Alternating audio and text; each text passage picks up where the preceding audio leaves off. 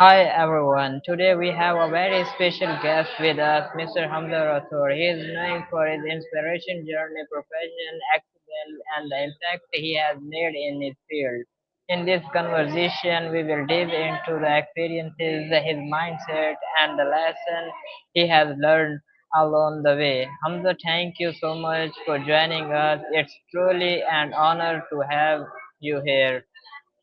Hamza, you can please introduce yourself and share a little about your background.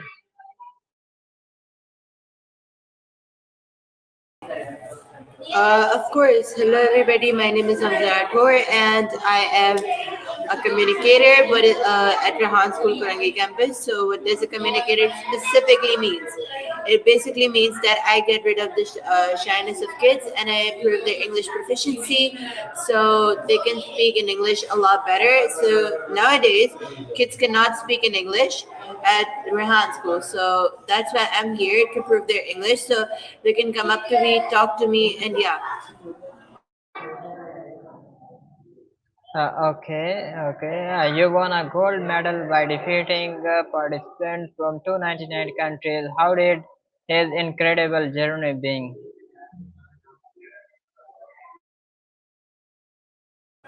Okay, so specifically speaking of my journey about my gold medal, I would say it started way back in 2023 when I was in the fifth grade, and I specifically learned a chapter. It was about sound. So at that time, there was a community called Korea. So they were assigning us with different tasks, different projects. So we had to make one project. So I read about a chapter which was called the sound. So I had an idea that why won't I make a soundproof room? So I made a soundproof room with my friends. There were only five people. So things that I used was mud, sand, leaves, and cork, plus actress and styrofoam. These were only the things that I used, and this whole project thing happened in September. We had 1 month time. We had to introduce our project to the other people and to other schools.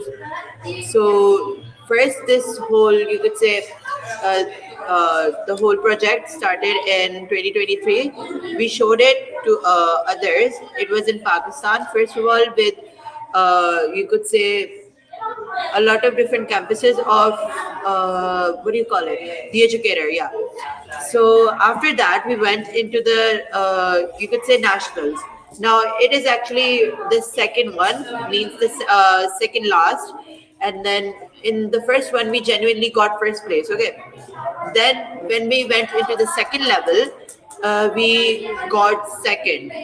We introduced a project in that second level. We were introduced all over the Pakistan, right? All over the Pakistan, like you could say Balochistan, and we were introduced to Thar. We were also introduced to, you could say, Punjab. We were introduced to many different provinces of Pakistan, and then we finally went into the national level, which was the genuine last level of this project. And then it was supposed to be the last one.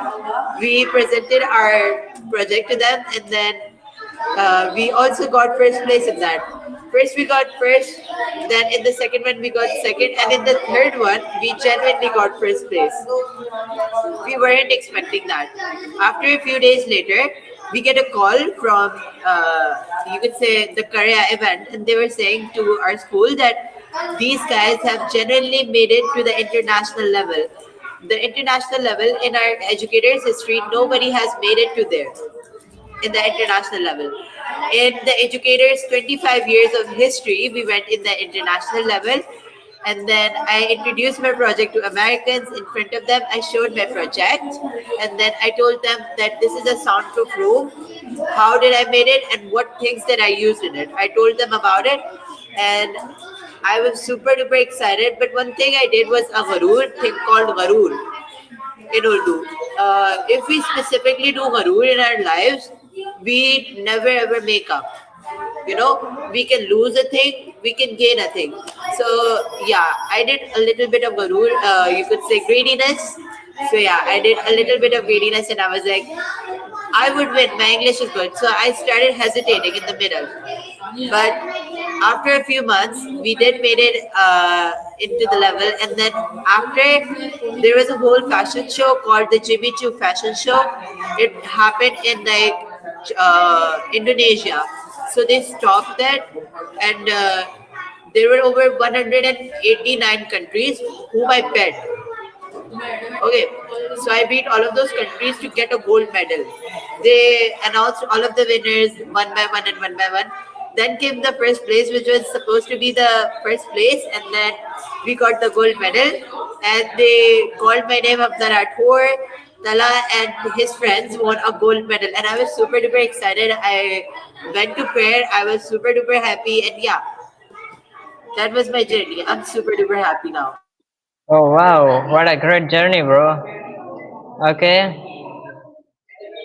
Um, what was the toughest challenge you faced during that international competition? Oh, speaking of that, the toughest thing was, you could say, about showing our project to them, that how we made it, specifically telling them about what ingredients that I use. Well, not ingredients, which materials that I use. That was the little toughest part for me specifically, but I gradually got the things and then I told them everything went smoothly. But that was a little tough for me about telling all the materials that I use, and yeah. Okay, and my next question is, what do you believe was the key factor behind your victory, dedication, strategy, or passion? Okay, so speaking of that, I would say I did not did anything. I just, you could say, I prayed in the namaz. I prayed and prayed and prayed. So patience. Also, I use patience. So I would say both things: prayers and patience, and your confidence is the most important thing. So that was the main thing that helped me gain this. Okay, and my next question is, you are known as a strong educator. What inspired you to become a teacher and choose this path? Okay, so specifically talking about my teaching thing, I genuinely teach Americans, and I teach them Greek mythology. I saw, my teachers seeing, uh, my teachers telling others to, you could say, they teach a lot of different childrens, right? So I thought that why can't I teach others? Then Sir Rehan told me that you can teach Americans, and then I thought that it was a great idea. So I specifically started teaching Americans Greek mythology. Now, what is Greek mythology? Do you want to know? So it is actually about gods and goddesses of the Greece, like Zeus, Medusa, Athena, and Hera, like Aphrodite. These are all of the Greek mythology goddesses and gods. So this is what I teach, and I get $50 to $100. So the thing that inspired me was specifically my teachers, that if they can teach, then why cannot I teach?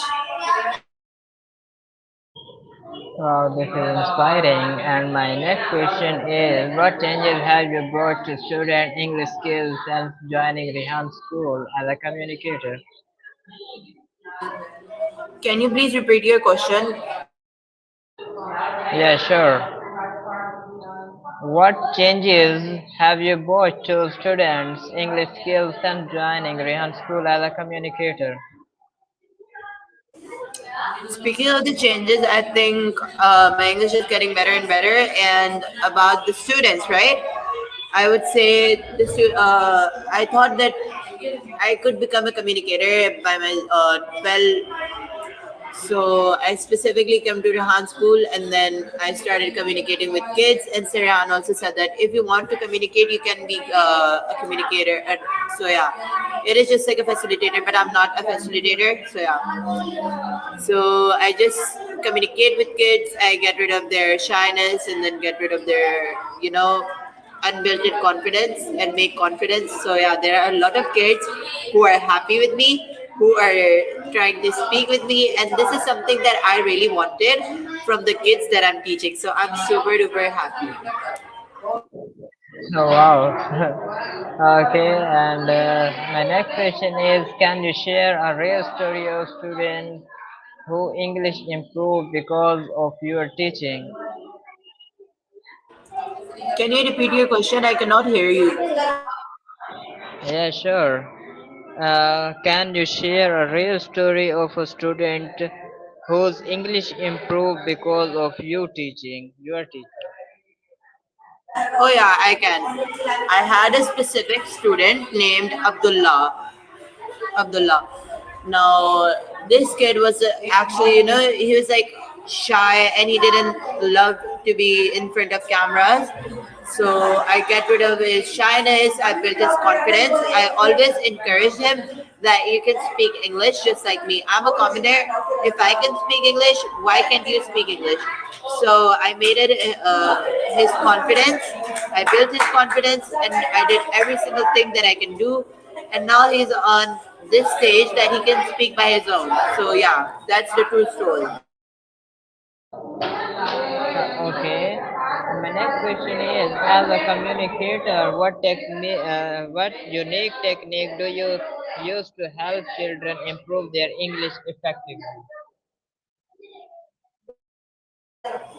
Can you repeat your question, please?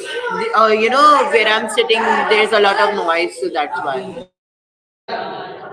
Okay, sure, I can. As a communicator, what unique technique do you use to help children improve their English effectively? Okay, so speaking of technique, I don't do anything. I specifically talk with them. You could say using kindness, and that is my technique. I genuinely play with them and then start speaking in English. So yeah, they like start being happy and then they start responding. So yeah. Okay, okay. And my next question is, you create a soundproof room as a project. What was the idea behind this innovation? Okay, specifically speaking of that, why did I created that room was I read a chapter and it was about sound, as I told you in the beginning. So I thought that because of sound, a lot of people get anxiety, stress, and diseases, and they cannot study well, and sometimes their patients, old people, and then a lot of people who get headaches. So specifically, speaking of all of the problems, I gathered them in one place and I thought to make a soundproof room prototype. So I specifically made that prototype and then gathering all of the things. So main reason was specifically for old peoples who cannot study and patients. So that was the main reason that why did I make that project and why did I did implementations in that project. So yeah. Okay, all right. And my next question is, what challenges did you face while designing your building the soundproof room? Oh, this is genuinely a nice question. Let me tell you about it. It's really fun. You would be like happy about it. Well, not happy. It's actually difficulties that I faced, bro. And it was like, first of all, we went to find the actress. We had to use actress. I went everywhere to find the cardboard actress in the supermarket, everywhere in the grocery store. Bro, I was finding them everywhere. And next, we move on to the cob. We had to find clear sand, which was great for making that.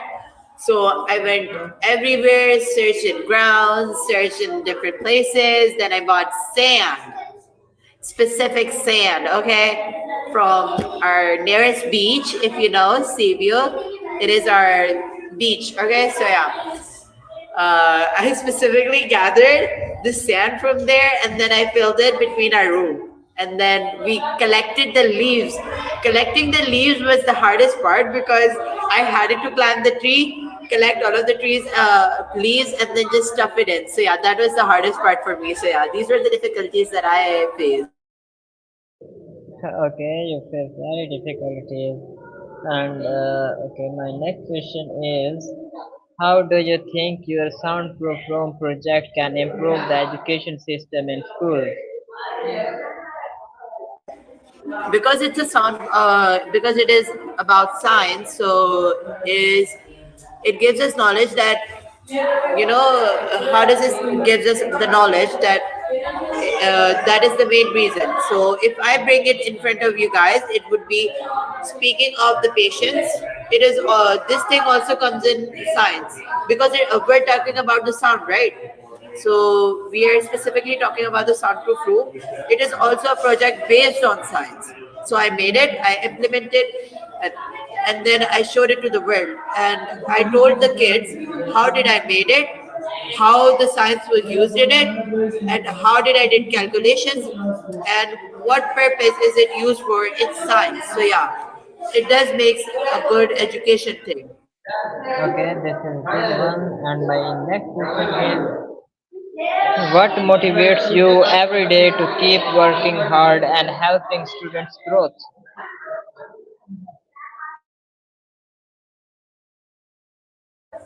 I'm really sorry for that. I cannot hear your question. Can you please like say it Okay, again? I can. What motivates you every day to keep working hard and helping student growth? For motivation, I would say it's my mind, duh, and my father. He always motivates me for new things. He encourages me, and he's always like, "You should make this. You should make this project. You should gather these details. You should make this, and then you should go to ChatGPT." So specifically, my brain, my father, and yeah.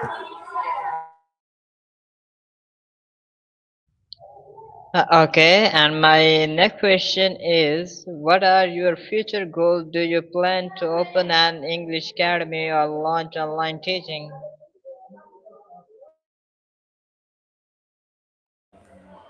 I don't specifically have any goals right now. If I would like tell you guys, but not right now. I'm planning right now. Okay, and my next question is, what message would you like to give to young students who want to learn English but feel shy or scared? I would say to all of the kids who are watching me right now, I would say you guys to don't hesitate, build confidence in yourself, and start speaking English. However, if you speak it in a different way, if you add Chinese in it, if you add Korean in it, if you add Urdu in it, doesn't matter. Try to speak. If your English is broken here and there, if the words are not matching, one day you would get ahead and you would know how to speak. So just get rid of the shyness and start speaking English. So yeah, you would be fine. Okay. Thank you so much for joining us today, Hamza. Your insight, honesty, and experiences have truly added value to this conversation and to our audience. Thank you for tuning in. We hope you find inspiration and new perspective from this interview. Stay connected, stay motivated, and we will see you in the next session. Allah Hafiz. Allah Hafiz, everybody. See you guys next time.